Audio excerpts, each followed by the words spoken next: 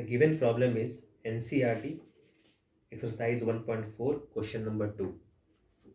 तो ये काफ़ी छोटा सा प्रॉब्लम है क्वेश्चन नंबर 2। इसमें कहा गया है कि क्वेश्चन नंबर 1 में जितने भी टर्मिनेटिंग रैशनल नंबर्स हैं, क्वेश्चन नंबर 1 हम लोग सॉल्व किए, उसमें जितने भी टर्मिनेटिंग रैशनल नंबर्स हैं उनको डेसिमल फॉर्म में डिराइव करना है, मतलब उनका डेसिमल एक्सपेंशन देना है, बस इतना ही करना है।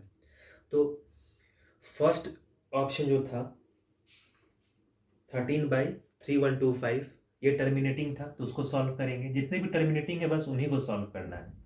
तो 13/3125 तो ये टर्मिनेटिंग था, तो इसको सॉल्व करेंगे। जितने भी नॉन टर्मिनेटिंग है उसका नहीं करना है, केवल टर्मिनेटिंग वाले को शो करना है डेसिमल के फॉर्म में।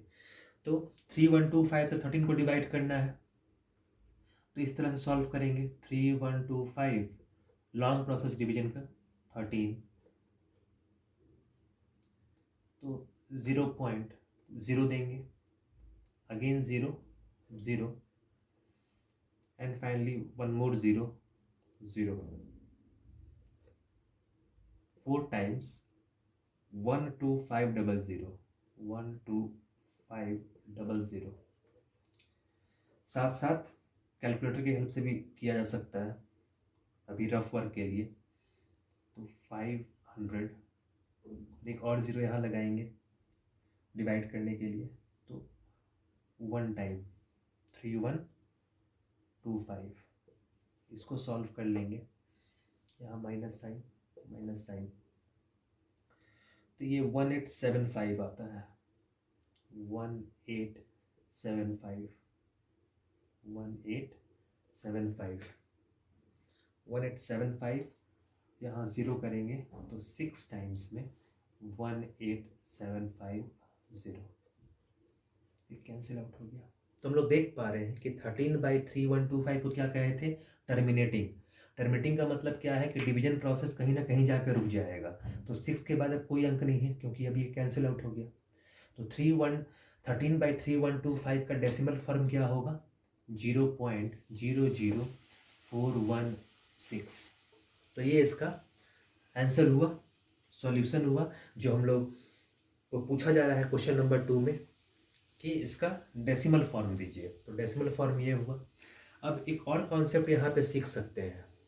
पिछले क्वेश्चन में हम लोग 3125 का प्राइम फैक्टराइजेशन लिखे होंगे, और वो क्या था प्राइम फैक्टराइजेशन, तो ये था 5 के पावर 1 2 3 4 5 इंटू 2 के पावर 0, ऐसा लिखे थे। 3125 को हम लोग जब प्राइम फैक्टराइजेशन लिखे होंगे तो ऐसा लिखे होंगे 5 के पावर 5 इंटू 2 के पावर 0। तो यहाँ पे ये चीज़ पूछा नहीं जा रहा है, लेकिन कॉन्सेप्ट के रूप में दिमाग में रखना हेल्पफुल होगा। ये हेल्पफुल इसलिए है कि अगर प्राइम फैक्टराइजेशन में 2 के पावर 0 इंटू 5 के पावर 5 है और टर्मिनेटिंग पे लागू होता है, केवल टर्मिनेटिंग रैशनल नंबर के लिए है, कि जो हाईएस्ट पावर है, जैसे यहाँ पे हाईएस्ट पावर क्या है, 5 का पावर 5 है, यहाँ तो 0 है, तो इन दोनों में हाईएस्ट पावर किसका हुआ, 5 का। तो डेसिमल जो है उतने अंक के बाद रुक जाएगा। यहाँ 5 है तो यहाँ डेसिमल देखो, डेसिमल के बाद केवल 5 अंक मिलेगा। यहाँ 5 है तो 1 2 3 4 5, तो डेसिमल के बाद केवल 5 अंक था। केवल इसके प्राइम फैक्टराइजेशन को देख के बताया सकता है कि डेसिमल के बाद कितना अंक आना है। अगर 5 के पावर 3 रहता तो यहाँ पे 3 अंक आता। तो ये एक बहुत ही हेल्पफुल कॉन्सेप्ट है यहाँ पे, जो दिमाग में रहे तो सही है। तो 3125 को डिनोमिनेटर के फॉर्म में जब हम लोग लिखे थे प्राइम फैक्टराइजेशन के फॉर्म में, तो 2 के पावर 0 इंटू 5 के पावर 5 लिखे थे। और इस 5 को देख के जो बड़ा अंक है उसको देखना है, ये 0 है ये 5 है, तो ये बड़ा है, तो डेसिमल के बाद उतना अंक पे डिवीजन स्टॉप कर जाएगा, इतना बताया जा सकता है। तो 1 2 3 4 5 अंक के बाद स्टॉप कर गया।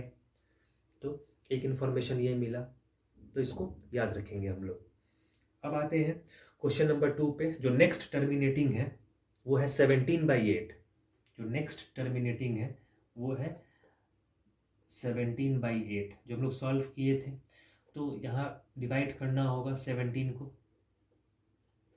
तो 8 2 16, तो ये 1.0 देंगे, तो अगेन 2 0 2 16 तो 4 हुआ एंड 0 तो 5 40, ये कैंसिल आउट हो जाएगा। तो 2.125, तो 17/8 को क्या लिख सकते हैं हम लोग, 2.125। अब फिर से हम लोग चेक कर सकते हैं कि 8 को हम लोग क्या लिखे थे, 8 को लिखे थे हम लोग 2⁻³ इंटू 5⁻0 इक्वल्स टू 8, ऐसा लिखे थे। 2⁻³ क्या होता है 8 इंटू 5⁻0 1, दैट मीन्स 8। तो डेसिमल जो है 3 अंक के बाद, डेसिमल जो है उसके बाद कितना अंक होगा 3, 1 2 3, और यहाँ पे 3 देखो। तो ये बहुत ही हेल्पफुल कंसेप्ट है, केवल प्राइम फैक्टराइजेशन को देख के बताया जा सकता है कि डेसिमल के बाद कितना अंक आएगा। अब जो नेक्स्ट टर्मिनेटिंग नंबर है वो है 23 डिवाइडेड बाय, उसको लिख लेते हैं 23, उससे पहले भी एक अंक है 15/1600। क्वेश्चन नंबर जो 4 था वो भी है 15/1600। तो इसको हम लोग लोएस्ट फॉर्म में लिखे थे 3/320, और 3/320 को सॉल्व करेंगे लॉन्ग प्रोसेस से तो ये 0.0093। सेम जो बचपन से हम लोग पढ़ते आ रहे हैं डिवीजन प्रोसेस, वैसे ही सॉल्व करना है। 320 को जब 3 से 3 को जब 320 से डिवाइड करेंगे तो 0.0093 मिलेगा। और 320 को हम लोग क्या लिखे थे, 320 को हम लोग लिखे थे 320 को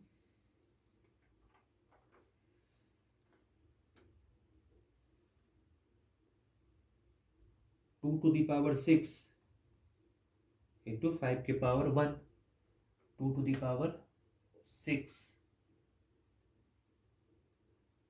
सॉरी 2⁻09375, यहाँ 9375 भी है, ठीक है।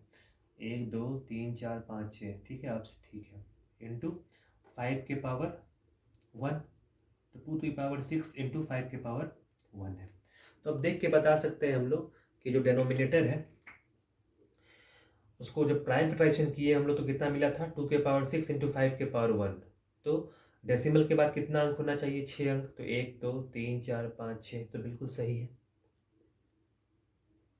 इससे फर्क नहीं पड़ता है कि लोएस्ट फॉर्म में डिवाइड करें या 15 को 1600 से डिवाइड करें, आंसर तो सेम ही आना है। तो बस एक एक्स्ट्रा इन्फॉर्मेशन के रूप में ये हेल्पफुल है, ये बताना ज़रूरी समझे कि प्राइम फैक्टराइजेशन अगर मालूम हो तो हम लोग डेसिमल के बाद कितना अंक होगा ये प्रेडिक्ट कर सकते हैं। जो बड़ा है पावर में उतना अंक के बाद, डेसिमल के बाद उतना अंक होगा। अब नेक्स्ट जो टर्मिनेटिंग है वो है 23, जो नेक्स्ट टर्मिनेटिंग है वो है 23 डिवाइडेड बाय, क्वेश्चन नंबर है ये 6, 23 डिवाइडेड बाय 2⁻3 इंटू 5⁻²। तो इसको सॉल्व कर लेते हैं 23 डिवाइडेड बाई 200, 23/200, और फिर 200 से इसको डिवाइड करना होगा। 200 से डिवाइड करेंगे 23 को तो पॉइंट देना होगा 0, तो ये 1, तो 230, अगेन 0, अगेन 1, तो 200, एंड 5 टाइम्स 1000, कैंसिल आउट हो गया। तो सिंस ये टर्मिनेटिंग था तो डिवीजन तो स्टॉप करना ही था, तो 0 पॉइंट ऐसा लिख सकते हैं। तो 23/200 क्या लिख सकते हैं हम लोग, 0.115। तो ये इसका डेसिमल एक्सपेंशन हो गया। और डेसिमल के बाद कितना अंक है, 3 अंक, तो उसके प्राइम फैक्टराइजेशन से देख सकते हैं हम लोग। यहाँ देखो उसका प्राइम फैक्टराइजेशन यहाँ किया गया है 2⁻3 5⁻2, तो बड़ा कौन सा है 3, तो 3 को देख के हम लोग कह सकते हैं डेसिमल के बाद 3 अंक होगा। डायरेक्ट प्रूफ दिखाई पड़ रहा है। अब नेक्स्ट जो है इसमें वो है 8th 6/15 6/15 क्वेश्चन नंबर 8th है, वो भी टर्मिनेटिंग है 6/15। इसको लिख सकते हैं 2/5 और इसको डेसिमल में करने के लिए फिर से 0.4 तो हम लिख सकते हैं कि 6/15 को क्या लिख सकते हैं 0.4। एक अंक के बाद डेसिमल के बाद एक अंक है केवल, और यहाँ देख रहे हैं इसका प्राइम फैक्टराइजेशन क्या था 5 का। 5 का प्राइम फैक्टराइजेशन क्या लिखे थे 5 के पावर 1 इंटू 2 के पावर 0। तो यहाँ पावर किसका ज़्यादा है 5 का 1, तो डेसिमल के बाद एक अंक होना चाहिए। तो कितना ब्यूटीफुल कॉन्सेप्ट है यहाँ पे कि जो पहले ही इसके हेल्प से हम लोग पहले ही प्रेडिक्ट कर सकते हैं कि डेसिमल के बाद कितना अंक होगा, अगर केवल प्राइम फैक्टराइजेशन जानते होंगे तब। और जो लास्ट है इसी प्रॉब्लम में क्वेश्चन नंबर 9th जो टर्मिनेटिंग है, केवल टर्मिनेटिंग का ही हम लोग एक्सपेंड करना था। 35/50, तो इसको 5 से कैंसिल आउट कर लेते हैं। 5 से 35, 5 से 50, तो ये कितना आना चाहिए डायरेक्टली 0.7 लिख सकते हैं। और इसका प्राइम फैक्टराइजेशन कितना था 10 का 2 इंटू 5, तो यहाँ पावर 1 है, तो दोनों तरफ सेम है तो 1 ही होगा, तो डेसिमल के बाद एक अंक होगा। तो ये बात प्रूफ कर पाए हम लोग। तो इस प्रॉब्लम में क्वेश्चन नंबर 2 में बस बेसिकली इतना ही था कि जितने टर्मिनेटिंग नंबर्स हैं उनको डेसिमल फॉर्म में लिखना था। और डेसिमल फॉर्म में लाने का मतलब है कि लॉन्ग टर्म जो हम लोग पढ़ते आ रहे हैं डिवीजन प्रोसेस वही करना है अच्छे से। रफ वर्क में हम लोग बिना गलती किए हुए उस चीज़ को लिख सकते हैं। और डेसिमल के बाद एक यूज़फुल इन्फॉर्मेशन ये था कि प्राइम फैक्टराइजेशन को देख के बताया जा सकता है कि डेसिमल के बाद कितना अंक होगा। तो ये चेक करने का तरीका है कि डिवीजन हम लोग सही किए हैं कि नहीं किए हैं। जैसे यहाँ डेसिमल के बाद एक अंक था तो प्राइम फैक्टराइजेशन भी हाईएस्ट पावर एक ही होगा। यहाँ डेसिमल के बाद कितना है 3 अंक है, तो प्राइम फैक्टराइजेशन में सबसे बड़ा पावर जो होगा वो होगा 3 होगा। तो यहाँ बड़ा पावर क्या है 3, तो किसी का भी हो सकता है। जो बड़ा पावर है वही डेसिमल के बाद का अंक बताएगा। तो क्वेश्चन नंबर 2 में एनसीईआरटी में यही था।